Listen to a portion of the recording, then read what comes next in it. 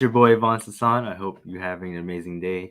If you haven't done so already, please check out startuprireaction.com, where we have what top five angel investors are saying about angel and real estate investing. And actually, today, since we're on live, I actually have a guest at hand. I'll bring him in. His name is Ben Nelson, the man, the myth, the legend, Ben Nelson. What's up, man?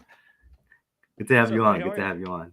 I'm doing amazing, man. Well, thanks for Really, having me. really, really glad to have you on because um, most people that are in my space or the people that are listening to this are looking to learn more about what you do in the real estate investing space as you value cash flow. So, can you tell us a little bit more background about yourself? Just a short one. Sure. Yeah. For years and years, I was in outdoor action sports, so I was a producer for the most part. We found a niche Yeah. in producing really hard to produce things and difficult things. Whether it be really difficult situation or really difficult logistically or geographically. And I Yeah. really loved that space, but I got to a place where I realized, I was really building a lot of other things for other people, other places. And while I loved it and I was really proud of the products we were putting out, I Yeah. hadn't turned my attention to myself and my family as much as I felt like I should personally. So Yeah. started investing some real estate, started with some smaller quads and some small multifamily, and then moved into the real estate syndication space with my partners at Wild Oak. And it's been incredibly rewarding. Mostly because I get to other people that are very similar to how I was, working Yeah. really hard, incredibly proud of the products they're producing or the work they're doing, and not necessarily. I think there's an entire swath of folks out there that aren't burned out, that are happy about what they're doing, are excited about their jobs, and are excited about the time that they're putting in. But it doesn't necessarily allow for a lot of additional time thought to passive income or the future. There's the standard 401k, the retirements, and there's so Yeah. much more out there, and there's so much more value that I think can be to some of these people that we'd love to work with them and have some conversations with. No, no, that's I cannot agree more. That's kind of why I wanted to bring you on because you can actually talk about the impacts of what not only the business has on you, but the community, right? So I think you've already answered this, but like, can you rephrase it and then answer at the deepest Sure. core, why do you do what you do outside of all these titles? Because I know you're also human. Yeah. No, I do what I do, and I like the space. It allows me to provide for my family. It allows education. It allows for protection. The world is a very interesting place right now. It always really has been. There's been downs and ebbs and flows, but I think some Yeah, recent events have really shown how volatile our space can be, and real estate provides a really safe, long-term play for volatility, regardless of what kind of you slot into the why of the volatility, right? So I yeah, do this because it's challenging, it's interesting, it's a puzzle. Every real estate transaction is a little bit different, and that's where like my producer brain comes to it, and really being able to help other people understand and kind of guide people through that process. yeah. Provide a place for people to come make a little bit of money and provide for their family. No, I mean, I think you hit it on the nail there to talk about your mission and vision, not only with Wild Oak, I believe, and you've highlighted that the first thing that's most important is, of course, family. The second one being able to give back, right? So in this case, your value add in not only other people, including investors or people that are listening into this, are to give back to not only serve them and help them serve their family, but also serve the community, right? Certainly, And so yeah. one of the things you brought Like up I said, it goes earlier, back to that all things for other people. I apologize. yeah, I said yeah, no. It it's goes back okay. to that things for other people, other places. You've heard of the term people, profit, purpose, three P's? I have actually It really one of our main sayings around Wild is people first. That's something that we rely. We end up saying no to a lot of deals because of that. There's money to be made in a lot of corners. And to cut corners, or you're willing to look the other way. There's profit to be made, but we don't want to build money that yeah, way. We don't want to build our assets that way. And we also invest alongside. So our company, our people, we invest in all of our deals, which is a little bit different yeah, than some people out there. We're not just giving advice. We're not saying you should do this. Other than people first, can you talk a little bit more about the core values that your team has? So you have people first, investing within the deal, right? Anything else? Yeah.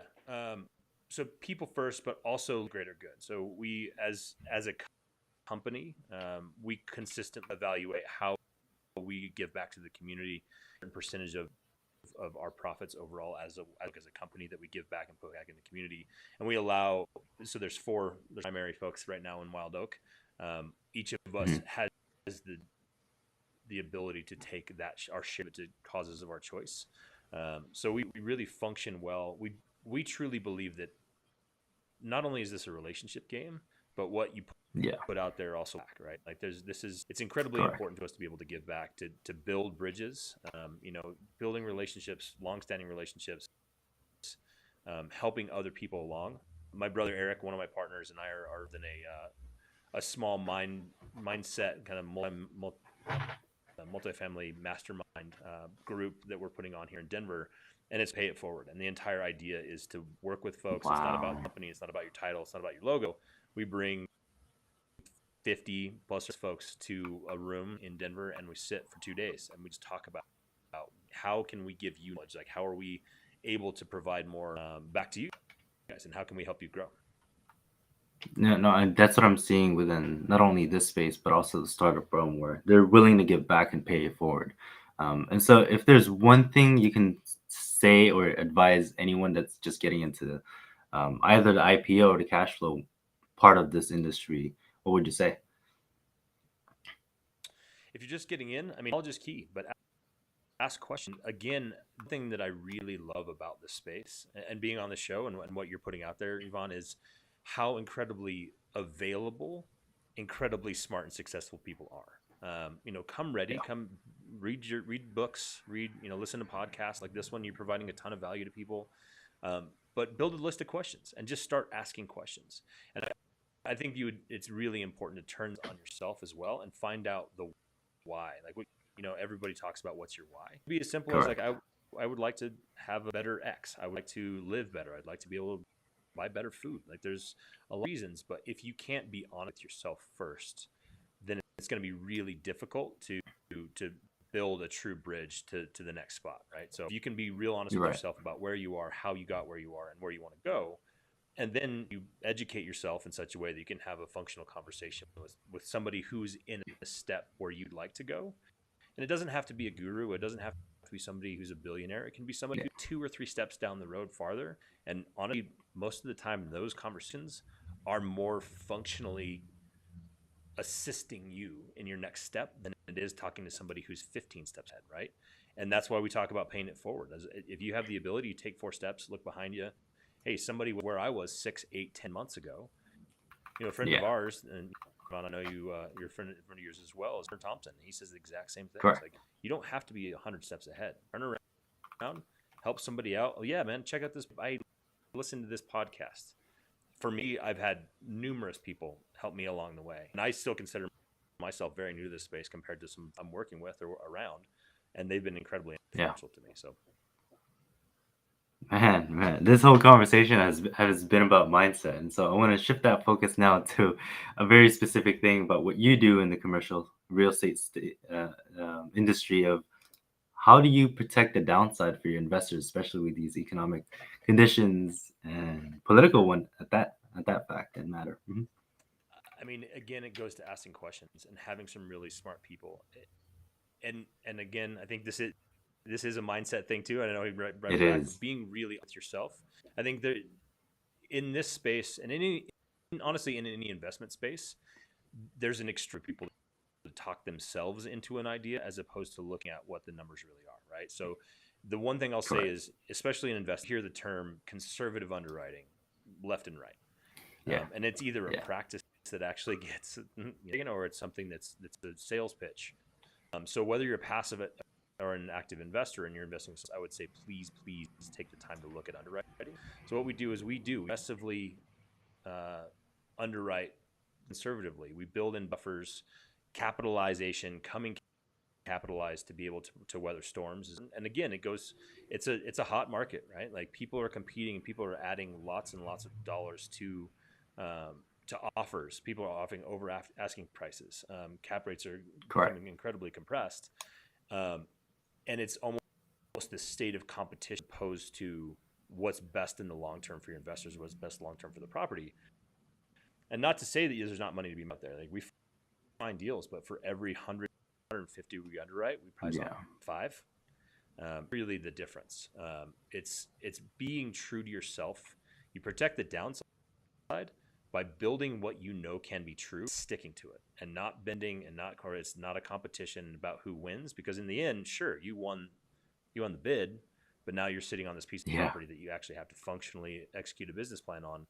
And if you didn't do a good job and something turns, then you're in trouble. Being true, being able to look at yourself in the mirror and being able to say no. Yeah, you've heard it from himself, Ben Nelson. So thank you very much again for being on. Is there a way that people can learn more about you aside from the website?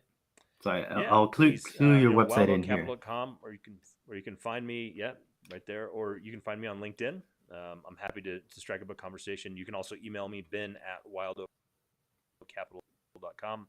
Happy to any more information or provide any more information I can. Yeah, thank you very much, Ben. I really appreciate you being here, and I'll end the stream now.